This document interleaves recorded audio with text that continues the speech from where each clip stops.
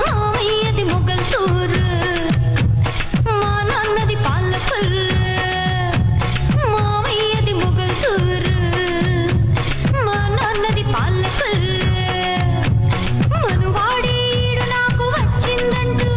మగవాళ్ళ మధ్యన తిరగద్దంటున్నారు మామయ్య మా నాన్న మామయ్యది మొగల్తూరు మా నాన్నది పాలకొల్లు